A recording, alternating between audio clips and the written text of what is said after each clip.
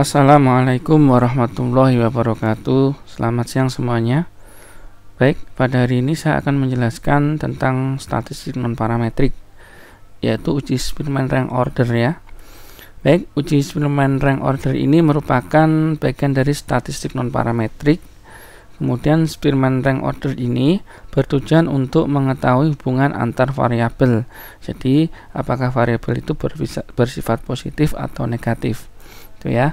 Jadi untuk penjelasannya ini hampir sama dengan uji correlation person ya. Kalau bersifat positif itu artinya misalkan mengetahui hubungan antara motivasi dengan prestasi belajar siswa. Kalau positif berarti ketika motivasi belajar tinggi maka prestasi belajar siswa juga tinggi. Kemudian kalau negatif itu sebaliknya. Jika motivasi belajar siswa tinggi maka prestasi belajar siswa rendah, itu negatif ya. Kemudian uji Spearman rank order ini, jadi data tidak harus berdistribusi normal ya. Kalau pada uji person itu data harus berdistribusi normal karena uji person masuk pada statistik parametrik. Sedangkan pada Spearman rank order ini merupakan statistik non parametrik, jadi tidak memerlukan data yang harus berdistribusi normal ya.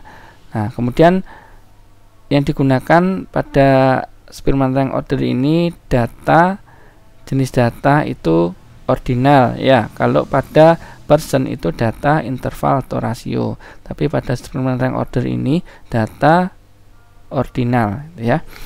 Jadi semua variabel memiliki kedudukan yang sama dan tidak ada variabel yang mempengaruhi atau yang dipengaruhi. Jadi kedudukan antara motivasi dengan prestasi itu sama ya. Jadi tidak ada dependent atau independent, tidak ada. Jadi pada uji Spearman rank order ini sama ya, kedudukannya sama dengan itu ya, uji person gitu. Kemudian langsung saja ke contoh kasus ya. Jadi contoh kasus pada uji Spearman rank order ini sama dengan kasus yang saya sampaikan di uji person, cuma pada uji Spearman rank order ini nanti data tidak berdistribusi normal itu ya. Contohnya, seorang mahasiswa ingin mengetahui hubungan antara motivasi dengan prestasi belajar siswa. Kemudian untuk memperoleh data tersebut, mahasiswa atau peneliti membagikan kuesioner kepada 15 siswa. Jadi kasusnya ini sama dengan uji person pada video sebelumnya. Jadi untuk mengetahui hubungan antar motivasi dengan prestasi belajar siswa, oke. Yang pertama kita tentukan hipotesis H0-nya ya, bahwa tidak ada hubungan yang signifikan antara motivasi dengan prestasi belajar siswa. Kemudian HA atau hipotesis alternatifnya, ada hubungan yang signifikan antara motivasi dengan prestasi belajar siswa. Selanjutnya yaitu kita lihat dasar pengambilan keputusan uji Spearman rank order ini berdasarkan nilai signifikansi ya. Jadi jika nilai signifikan totalnya lebih kecil dari 0,05 maka terdapat korelasi atau terdapat hubungan antar variabel. Kemudian jika nilai signifikan totalnya ini lebih besar dari 0,05 maka tidak terdapat korelasi antar variabel. Jadi ini harus kita ingat ya, jangan sampai terbalik. Kalau terbalik tentunya hasilnya fatal karena hanya ada dua kemungkinan, lebih kecil atau lebih besar. Nah, ini tentunya salah ya kalau sampai terbalik. Kemudian yang kedua, bisa membandingkan antara R hitung dengan R tabel. Saya kira sama ini ya dengan video sebelumnya pada uji correlation person ya. Kalau di uji berdasarkan nilai signifikan itu lebih kecil ya dari 0,05 itu ada hubungan. Tapi kalau pada uji Spearman rank order berdasarkan nilai R hitung ya, ini jika R hitung lebih besar dari R tabel maka terdapat korelasi. Kalau lebih kecil berarti tidak terdapat korelasi atau hubungan antar variabel ya. Baik ya, berikutnya pedoman derajat hubungan. Di sini ada rentangan ya. Jadi antara 0,00 sampai dengan 0,20 ya, itu tidak ada korelasi. Kemudian 0,20 0,21 sampai dengan 0,40 ini korelasinya lemah, dan seterusnya sampai 0,81 sampai dengan 1 ini korelasi sempurna. Di ini dasar pedoman derajat hubungan ini bisa kalian lihat di berbagai referensi. Yang terpenting adalah referensinya ada, begitu ya. Kemudian yang melihat arah hubungan ya. Jadi jika tanda positif berarti variabel X tinggi, maka variabel Y rendah. Sebaliknya ya. Kalau tanda positif berarti apabila variabel X tinggi, maka variabel Y juga tinggi. Jadi sama-sama tinggi. Kalau motivasinya tinggi, maka prestasinya juga tinggi. Itu positif berarti ya. Nah, untuk lebih jelasnya mari kita praktek ya. Kita praktek berdasarkan kasus yang kita ambil tadi, yaitu untuk mengetahui hubungan antara motivasi dengan prestasi belajar. Jadi di sini sudah saya siapkan data uji Spearman rank order, ada 15 siswa ya. Ada variabel X-nya motivasi dan Y-nya prestasi. Apakah ada hubungan ya antara motivasi dengan prestasi siswa? Nah, ini data ini memang sudah saya desain bahwa hasil uji normalitasnya tidak memenuhi ya. Jadi ketika saya uji data ini tidak normal. Ini hanya contoh ya, tapi nanti ketika melakukan penelitian itu juga harus sesuai ya. Artinya kalau memang data tidak normal baru menggunakan uji ini. Tapi kalau data tersebut berdistribusi normal, maka silakan dilanjutkan uji persen ya. Baik, ini langsung saya copy masuk ke SPSS di sini. Ini kan data sebelumnya ya, saya hapus dulu. Kemudian saya paste di sini ya, data ini. Data yang di Excel ini Ctrl C, kemudian saya paste di sini. Nah, di sini ya. Untuk setting pada variabel view-nya sama. Di sini saya tulis X, Y, kemudian X-nya di labelnya motivasi dan Y-nya prestasi. Kemudian measure-nya pilih skill ya, pilih ordinal ya. Ordinal ya. Karena apa? Karena memang skalanya ini ordinal ini. Baik. Langsung saja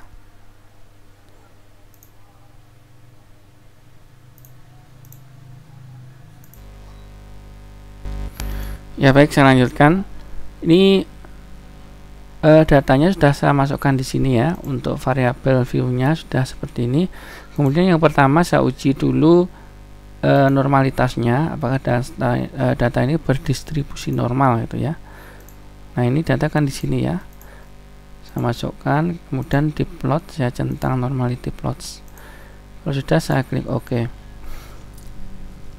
Nah, berdasarkan hasil output ini, untuk nilai signifikan pada motivasi dan prestasi itu lebih kecil dari 0,05, sehingga data tersebut tidak berdistribusi normal. Jadi cara atau alternatif yang bisa kita gunakan yaitu statistik non parametrik ya. Statistik non parametrik yaitu dengan ini ya, Spearman rank order. Oke, jika sudah data tidak berdistribusi normal, maka kita lanjut ke uji Spearman rank order. Caranya bagaimana? Klik analyze, kemudian klik correlate di sini bivariate. Saya klik, kemudian datanya kan seperti ini ya. Saya masukkan ke kanan semua.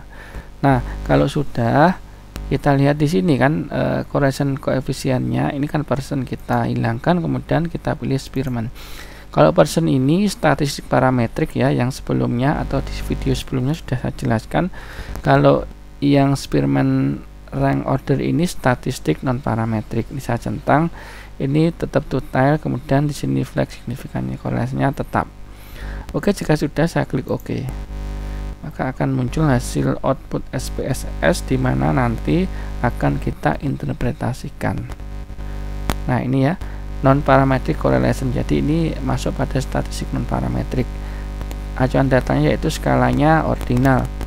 Baik, kita interpretasikan yang pertama berdasarkan uji non parametric correlation ini.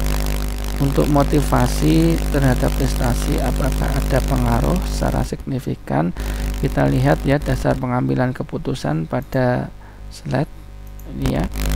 Nah, di sini jika nilai signifikan totalnya lebih kecil dari 0,05, maka terdapat korelasi atau hubungan antar variabel. Coba kita lihat hasil outputnya. Di sini nilai signifikan totalnya 0,000, artinya lebih kecil dari 0,05, sehingga dapat dikatakan bahwa terdapat hubungan antara motivasi dengan prestasi belajar siswa itu secara signifikan ya. Yang kedua, kita bisa membandingkan antara R tabel dengan R hitung. Ini ya yang kedua. Nah, ini jika nilai R hitung lebih besar dari R tabel, maka terdapat korelasi antar variabel yang dihubungkan. Dan sebaliknya, jika R hitung lebih kecil dari R tabel, maka tidak terdapat korelasi antar variabel. Nah, kita lihat dulu untuk hasil outputnya. Kita lihat nilai R hitungnya di sini 0,894. Nah, ini ya, kita bandingkan atau kita lihat dulu R tabelnya berapa. Cara melihatnya, kita lihat dulu N-nya di sini kan 15, kita buka. Nah, R tabelnya di sini ada ya, ada. Kita lihat di sini tabel ya, tabel R tabel ya. Tadi kan N-nya 15 ya. Di DF ini N-2 berarti DF-nya adalah 13. 13 ini 15 dikurangi 2. Kemudian kita lihat tingkat signifikansinya 0,05. Nah, ini kita tarik ke bawah, ketemu ya 13 dan 0,514. Nah, ini namanya R tabel. Terus kita bandingkan apakah R tabel, apakah R hitung ini lebih besar dari R tabel. Kita lihat ya. Nah, ini R hitungnya 0,894 ya, artinya R hitung lebih besar dari R tabel. Nah, ini kan tadi R tabelnya 0,514 ya, berarti R tabelnya itu lebih kecil. Di R hitung lebih besar dari R tabel, berarti terdapat hubungan yang signifikan antara motivasi dengan prestasi belajar siswa. Itu ya. Nah, dibalik sama, jadi prestasi dengan motivasi sama, hasilnya sama. Jadi makanya tadi disampaikan kedudukannya itu sama, jadi dibolak-balik tidak ada masalah. Antara prestasi dengan motivasi ini sama, hasilnya juga sama ya, nilai signifikansinya dengan R hitungnya juga sama. Jadi sama-sama ada hubungannya ya antara motivasi dengan prestasi belajar. Terus kemudian yang berikutnya di sini pedoman derajat hubungan. Jadi seberapa kuat hubungan antara motivasi dengan prestasi belajar. Kita lihat kembali, itu kita lihat korelasi koefisiennya di sini kan 0,894. Kita lihat masuk pada rentang yang mana, masuk pada rentangan yang paling bawah ini ya, sehingga dapat dikatakan bahwa korelasinya itu sempurna ya, bagus, sangat kuat ya, di antara 0,81 sampai dengan 1. Kemudian yang terakhir itu arah hubungannya positif atau negatif. Nah, di sini kan terlihat ya untuk nilainya itu positif. Artinya kalau positif berarti jika motivasinya tinggi maka prestasinya juga tinggi. Nah, itu ya. Jadi arahnya itu positif. Oke, ini yang bisa saya sampaikan terkait dengan interpretasi hasil uji ini ya, uji Spearman's rank order, baik berdasarkan nilai signifikansi maupun membandingkan antara R hitung dengan R tabel. Sudah saya jelaskan. Jika ada pertanyaan silahkan komen di bawah. Terima kasih. Wassalamualaikum warahmatullahi wabarakatuh.